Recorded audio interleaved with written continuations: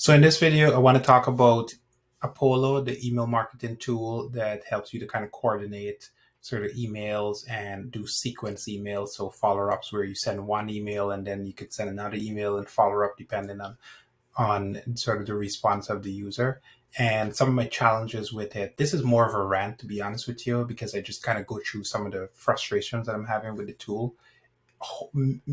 It's not a full product review, just to be fair. I actually think that Polo has some really good features. My overall sort of impression of the tool is that it has a lot of stuff, but it doesn't flow from a usability standpoint, and that's a problem because if you're sending out emails, it means that there's subsequent steps that has to happen for you to do true sales, like sort of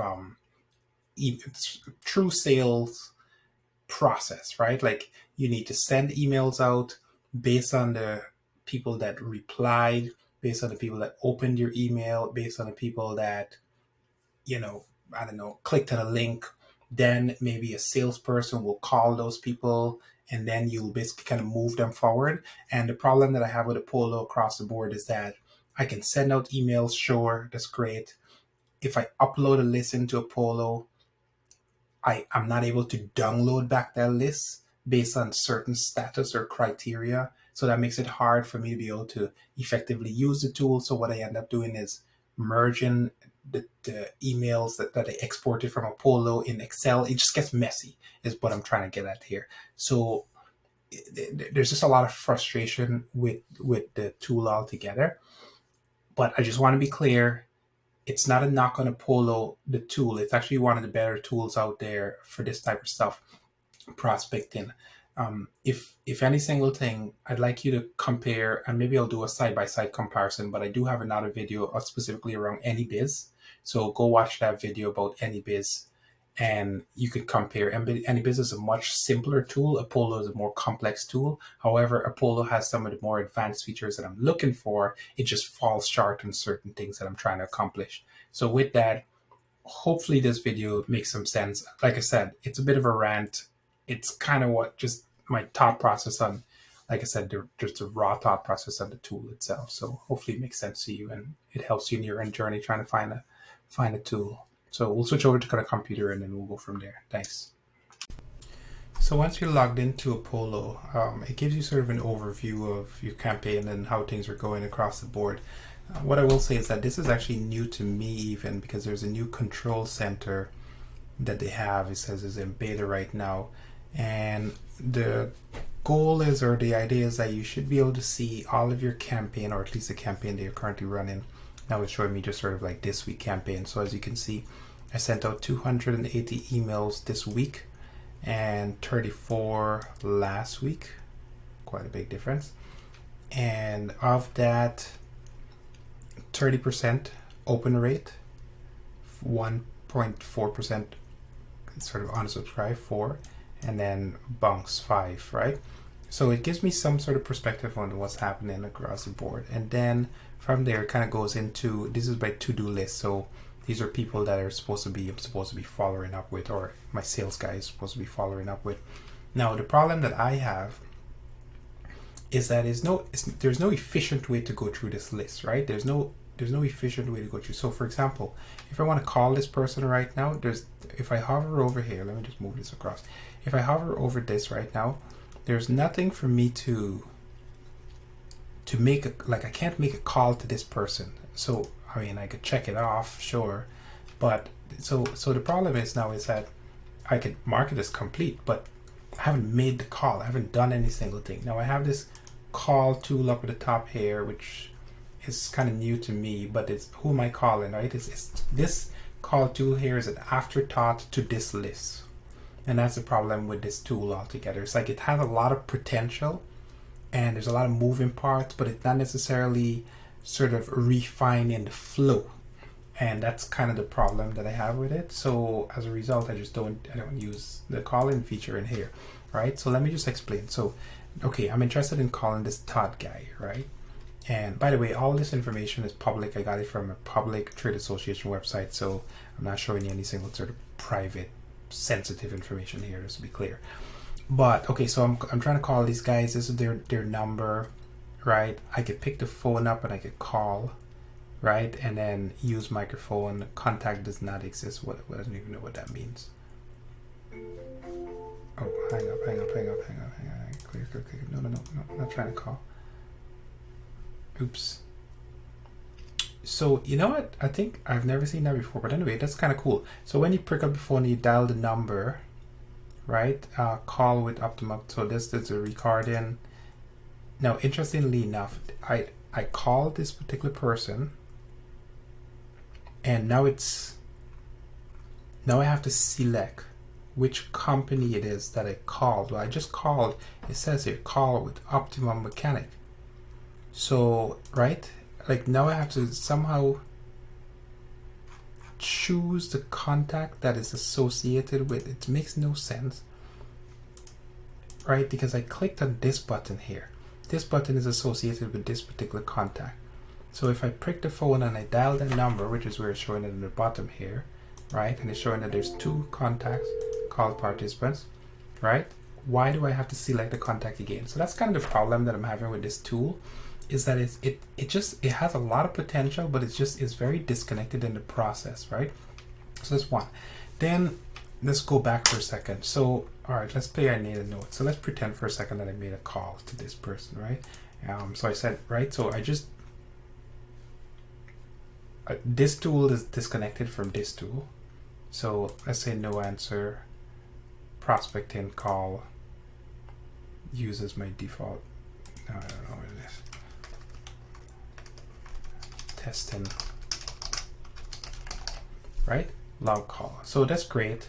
I have this area here that I could see the activities for this particular person, and if I click on this I could filter a little bit more, but even this feels sort of like show in window view, right? It just feels like an afterthought to me. I personally, this is my personal opinion here, I feel like this is a jumbled mess layout wise, because it's right, like I have email in here, I have he opened up something, but it's just like a list of stuff, like even the dates, the way how it's like date here, date indented. Why is the date indented, right? So because it has more options here.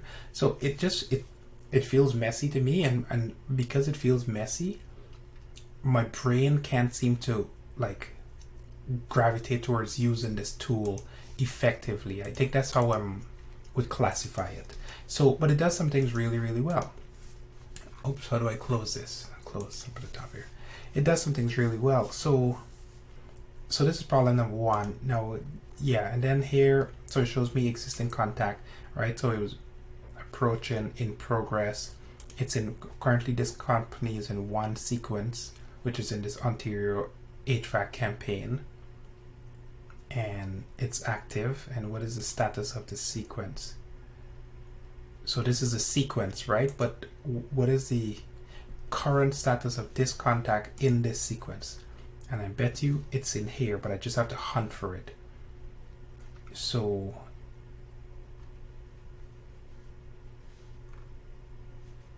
here. So you, Todd, step 2 of Ontario contact, right? So it's in here. And where else can I see that, right? Like this is the problem, right? And here it has like, you know, signals, right? But I'm not looking for signals. I just want to know where I'm at with this. So I'm in this sequence here. You would think that it would actually show you that you're on step 2 in this particular screen. It does not. Just as you're active. So now I have to, if I click on this sequence, it takes me to sequence, but sequence tells me nothing specifically about that contact. So that's kind of what ended up happening. So well, in my opinion, what do you end up doing with this tool? By the way, this is the original dashboard. So it says home, but this is the, if I go back to, no, where is it? Sequences. This was the original dashboard. I'm sorry. This here, right? So see here, so V2. What I like about this is that I can run different campaigns, and it'll show me at a very high level how the campaigns are doing, which any marketing tool will do. How many were open, how many were click, etc.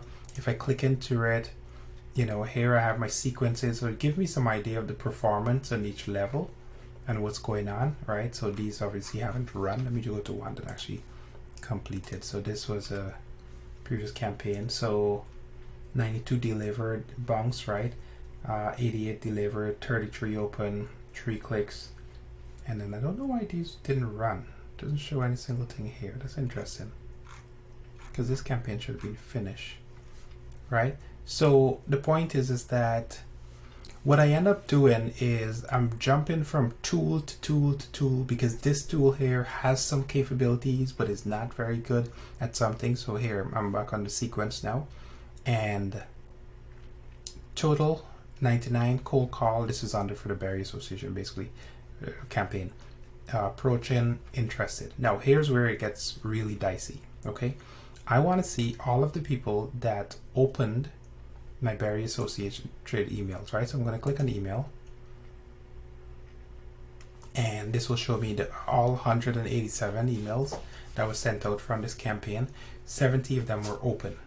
Now here's where I just this completely just boggles my mind. I want to see all the people that are open, and here they are. Okay, they opened the email. Great. So that's fantastic. Now I would like to export this list. So it says select all 70 that opened, and now I'd like to click on export. When I click on export and I click on start exporting and I download this, the list that it will give me, let's put it in here, the list that it will give me will not give me the information that I uploaded, which I uploaded not only email addresses, but I also uploaded phone number and contact, company and contact and stuff. That it obviously gives me the contact, the company, it gives me the from and the to. It does not give me the phone number. So now I'm left with a list of people that opened, but I have no phone number. And the problem with this is that I need those phone numbers to put into the other tool, which we'll talk about, called Just Call, that requires this so I can make phone calls, because Apollo does not do a really good job in allowing me to do phone calls, right? That's kind of the problems that I'm running into with these tools, is that they take you so far and then just kind of drop you. They take you so far and they drop you. And it's been a constant sort of challenge to find sort of systematic way of dealing with this at scale. And also, now I did look in the video very quickly, and I did see that they had an option here that you can set the export capabilities. So see here, CSV export settings. So contact, so maybe this one here. So here, yeah, every single thing is checked off, right? Everything is checked off, including name, email address, phone. Where's phone? First phone, mobile phone, home phone, other phone, work phone, right? It's all checked off. So if it's all checked off, why wouldn't it export it? And that's the problem, right? But I want to be clear. This list was not, because the way how Apollo works is that you can come into search and you can find potential contacts or companies based on a specific criteria, right? And you can go based on company, and you can filter that, and then they charge you by the credits and stuff like that, and then you can start sending emails to those people. I have not been doing that. I want to repeat, I have not been doing that. What I've been doing is uploading my own list into Apollo so I could send out emails and track them properly, and then do the webhook part of it. But the problem with that is that when I try to export the list of people that opened the email, it does not work. Now I think my Zapier account is still connected to it, so because their webhook, let me just talk about the webhook part of it very quickly. So their webhook part, see, it's on the integration. They have, you can connect it to external different tools and whatever, but see, you can use Zapier, but the API to connect directly just doesn't. The only thing I can do here is I can use their API to enhance my list. That's it. So in other words, they're pulling data from, I don't know, LinkedIn or somewhere, and I can send them my email address and they'll add some additional information to it. But that's basically about it. And then every single thing else is reliant upon Zapier. So if I go to Zapier, oh, come on, log in. Now I don't remember which account, because I have a couple accounts with Zapier, and I think, let's see, come on. Yeah, so there. So Apollo edit contact is currently off right now. I don't know why.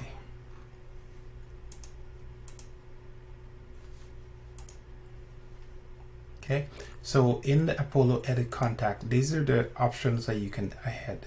So see here, contact edit. I don't know why it's enable publish version. Sure. Oh, great. Not certain why it's failing right now, but anyway, so edit draft. Yeah, so here, if you choose Apollo, right, these are the events that you could do. When account is updated, contact is updated, new account is created, or new account. These are all the events that you have. But I don't want that. What I'm looking for is whenever when an email is sent, and it was opened or clicked, these are the events that I'm looking for, and I have nowhere to get those events in Zapier, in Apollo. So this kind of leaves me sort of hanging again, and that's kind of the problem that I'm having with these tools, right? They take you so far and then they drop you. They take you so far and then they drop you. So with that, I've been struggling to come up with my own way. Now, the only way that I've been able to make this work for me is what I would do is, for example, right, I have this person, like I want to deal with all the people that have opened my email, so that I would click on it, and then I would come in here and I would do a fake note. Now, it turns out that you can't even just do this and you press this. It won't actually trigger an update. Let me see. Oh, this is...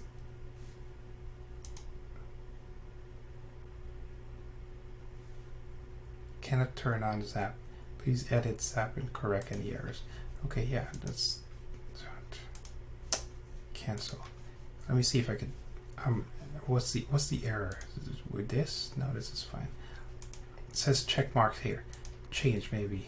Apollo, let's see. Contact updated. Sure. Maybe that's what it is. Maybe test. We found the contact. Continue.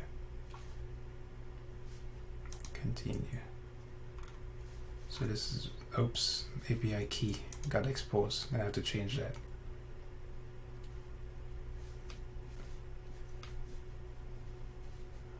Okay. Publish, change. Yeah, turn on.